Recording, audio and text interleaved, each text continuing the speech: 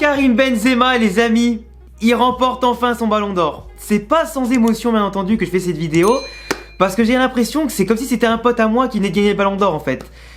Karim Benzema, je le suis depuis tout petit, forcément. Moi qui est né à Grenoble, etc. Donc forcément, quand il y avait les derbies Grenoble-Lyon à l'époque, forcément, je le voyais déjà. Après, quand je suis parti vivre à Lyon, forcément, je le suivais encore aussi. Mais surtout, depuis qu'il est au Real Madrid, depuis maintenant 2009... ça fait quand même plus de 13 ans maintenant qu'on le voit au Real Madrid. Et qui aurait cru qu'un jeune comme ça, avec un talent immense, mais face à une concurrence énorme, et en sachant tous les mauvais moments qu'il a pu traverser en tant que sportif, en tant qu'homme aussi en dehors du terrain comme sur le terrain, qui aurait cru qu'un jour Benzema remporterait le ballon d'or? Après toutes les mésaventures qu'il a connues avec l'équipe de France, avec le fait qu'au Real Madrid il était souvent critiqué par la presse, par les supporters, sifflé par le Bernabéu, abandonné aussi beaucoup par la presse française, par globalement aussi le peuple français qui par rapport aux extras sportifs lui en voulait beaucoup. Et ben ça montre aujourd'hui les amis que tout est possible, qu'avec le travail, l'abnégation, le mental, Karim Benzema les amis c'est un exemple sportivement parlant et humainement parlant. Le mec, malgré que tout le monde lui tourne le dos, il a continué à travailler, il a jamais baissé la tête, il a continué d'aller de l'avant, il a montré en bombant le torse que tout était possible, qu'il pouvait tirer vers le haut une équipe orpheline de Cristiano Ronaldo, orpheline de certains grands joueurs, qui pouvait être le leader, un mec charismatique et un leader d'homme. Et vraiment, qu'est-ce que tu veux dire de plus à part applaudir ? Et moi tu vois depuis tout à l'heure là j'ai les larmes aux yeux parce que vraiment je te dis ce mec là je l'ai vu grandir comme tout le monde hein, dans son étape au Real Madrid où il est devenu de gamin adolescent entre guillemets en fin d'adolescence jusqu'à maintenant un adulte accompli, père de famille qui plus est et leader en tout cas absolu. C'est inspirant. C'est inspirant et quand tu vois tout ce qu'il a fait, tous les buts qu'il a marqués en club, en sélection, tous les efforts qu'il a fait, tous les entraîneurs qu'il a amadoués, tous les grands joueurs aussi qu'il a pu séduire par son football, par sa façon de faire, tous les joueurs qu'il a pu compléter, tous les joueurs qu'il a pu bonifier, c'est fou. C'est fou, et moi j'ai qu'une chose à dire, c'est aussi merci à Aulas à l'époque de l'avoir trouvé à Lyon, de l'avoir accompagné, de l'avoir bien formé, de l'avoir bien amené jusqu'ici. Merci à Florentino Pérez d'avoir fait le déplacement jusqu'à chez lui à Lyon pour le ramener malgré en tout cas l'appel de pied plus qu'énorme de Ferguson qui voulait l'amener à Manchester. Merci à Cristiano Ronaldo aussi de lui avoir inculqué encore plus la volonté de travailler, de devenir meilleur. Merci à tout l'ensemble de l'institution madrilène de lui avoir permis d'avoir sa chance. Merci à Mourinho, merci à Pellegrini, merci à Zidane, merci à Benitez, à tous les grands coachs en tout cas passés chez nous qui l'ont aidé à s'améliorer, à devenir plus fort. C'est phénoménal.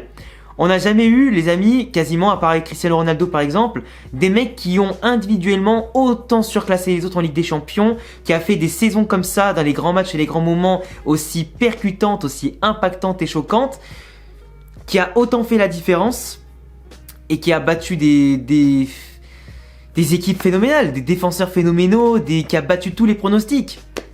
Et si le Real Madrid en tout cas a pu faire une belle saison, c'est grâce à lui. Et moi je vous le dis en tant que supporter du Real, je peux que lui dire merci. Et je vous dis, c'est plein d'émotions parce que t'as des mecs, tu les vois grandir, tu les vois plein de succès, et forcément leurs succès font aussi les tiens.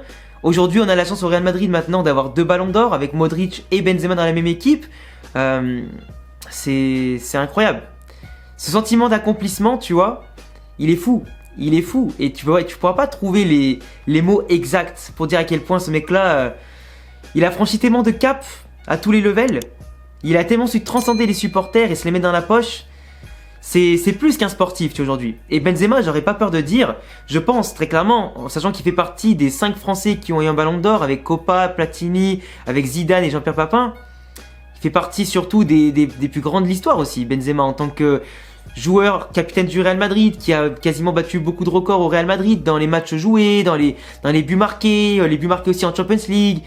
Il a tellement laissé sa place dans l'histoire et on espère pourquoi pas qu'en équipe de France il battra le record de Thierry Henry en termes de buts, tout comme Giroud va sûrement le battre dans pas longtemps. Mais ce serait bien que tu vois il puisse ramener aussi pourquoi pas la Coupe du Monde avec la France pour qu'il puisse vraiment sceller sa marque dans l'histoire du football français. Mais c'est déjà le cas en club, mais il faut le faire aussi en sélection et la Ligue des Nations ça pèse pas encore assez lourd en tout cas dans l'histoire. Mais pour moi j'ai pas peur de dire qu'il fait sûrement partie des meilleurs attaquants de l'histoire du football et peut-être carrément des meilleurs joueurs de l'histoire du football. Top 50, top 40, top 30, top 20 peut-être, on sait pas. Parce qu'il y a beaucoup de générations, tu peux pas comparer et tout. Mais un mec aussi complet que ça, qui comprend aussi bien le football, qui, plutôt dans un rôle de 9,5, 10, plutôt qu'un vrai 9, qui a appris en tout cas avec le temps à devenir plus tueur devant la cage, plus efficace, à tirer tous les ballons. C'est tellement une manière unique de jouer, il n'y en a pas beaucoup des comme ça. Et je pense qu'il n'y en a pas eu beaucoup des comme ça dans l'histoire entière du football, tu vois. Surtout à l'époque où la tactique, c'était pas forcément plus important. Aujourd'hui, on a quelqu'un qui a su aussi moderniser le jeu. Et vraiment, Benzema, pour tout ce qu'il représente, c'est une légende. Légende du Real Madrid, le plus grand club de l'histoire du football. Et de l'autre côté, forcément, si tu marques le plus grand club du foot et les plus grandes compétitions, t'es forcément dans le plus gros des quotas dans le plus grand gratin et des quotas des meilleurs footballeurs. En tout cas, je pense qu'il n'y a pas grand chose à dire de plus. Merci Karim, bravo, c'est mérité, on le savait. Je pense qu'il va battre le record de nombre de points d'écart entre le premier et le deuxième. Il n'y avait pas de suspense, on le savait déjà depuis de nombreux mois. La saison ne faisait plus aucun doute en tout cas, avec le nouveau système et tout ça. Et puis on espère pourquoi pas que cette année, même s'il a un peu moins bien commencé, sa saison, qui va laisser les blessures derrière lui, qui va revenir en forme comme on l'a vu contre le Barça, et qu'il va mettre encore à marquer plus de buts en Liga, remarquer en Ligue des Champions dès qu'il va revenir et rejouer comme il faut. Et pourquoi pas marquer la Coupe du Monde de son empreinte et chercher pourquoi pas un deuxième ballon d'or derrière. Ce serait fantastique, en tout cas on lui souhaite. En tout cas il a accompli le rêve de tous les footballeurs, de tous les jeunes fans de football depuis qu'on est tout petit à vouloir le ballon d'or, devenir le meilleur joueur du monde. Lui il l'a rêvé, il l'a fait. Qu'est-ce que tu veux de plus ? C'est ouf, c'est ouf. Et y a pas d'autre mot. Qu'est-ce que tu veux dire de plus ? Là tu vois je le vois avec son fils là et tout là. Du coup il y a la télé qui tourne derrière encore là. Je le vois un peu du coin de l'œil, mais c'est phénoménal. J'ai pas d'autres mots et franchement, j'espère que d'autres joueurs du Real Madrid finiront par l'avoir. Hein, les Vinicius, pourquoi pas les Rodrigo, pourquoi pas Valverde, on sait pas. Hein. On verra bien à l'avenir. Pourquoi pas Tchouaméni, Camavinga, j'en sais rien. En tout cas, les jeunes pépites qui viendront chez nous et qui sont déjà chez nous et qui viendront chez nous plus tard, on sait pas. Hein. Mais j'espère qu'un jour, ouais, on continuera d'en avoir comme ça et que Benzema va rester le plus longtemps possible au Real Madrid et qu'il ramènera le plus de titres possible individuellement, collectivement. Et puis voilà, après petite note pour terminer, par rapport aussi au trophée du meilleur club de la saison.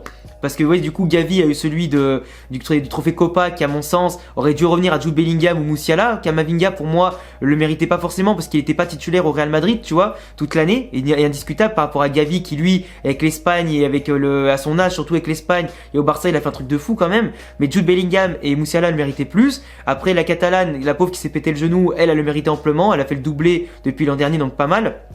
Courtois bien entendu qu'on félicite aussi pour le trophée Yashin et ça c'est pareil, il n'y avait pas de doute en tout cas, pareil il a fait une saison exceptionnelle, il a été hors norme sur et en dehors du terrain, il nous a sauvés plus d'une fois et d'ailleurs on a hâte qu'il revienne de sa blessure là qu'il est handicapé depuis 2 semaines.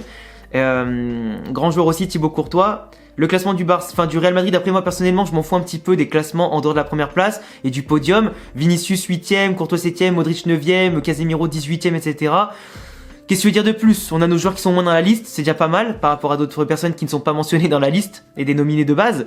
Mais ouais, bah après j'ai pas trop de polémique à faire parce qu'un classement, quand t'es pas premier, le reste on s'en fout un peu. C'est plus honorifique qu'autre chose. Mais après ouais, le trophée du meilleur club du monde de la saison, pour moi ils l'ont donné à City en premier et Liverpool en deuxième, sachant que le Real Madrid troisième a battu les deux coup sur coup, qu'on a remporté le plus de titres possible à part la Copa del Rey, qu'en plus on a le Ballon d'Or et le meilleur gardien. Donc je sais pas si c'est à cause de la Super League que Florentino Pérez voulait faire que le club du Real a été boycotté, je sais pas pourquoi, mais en tout cas j'aimerais bien voir les critères un peu plus longtemps après, mais pour moi le City a rien à foutre là, du moins on aurait dû faire une razzia, meilleur gardien, meilleur joueur et meilleur club, ça aurait été normal. Bon, en tout cas, je vous laisserai en tout cas les amis me dire en commentaire ce que vous en pensez. Passez une excellente soirée. À la Madrid, in a Damas et viva Benzema. Ciao les frérots.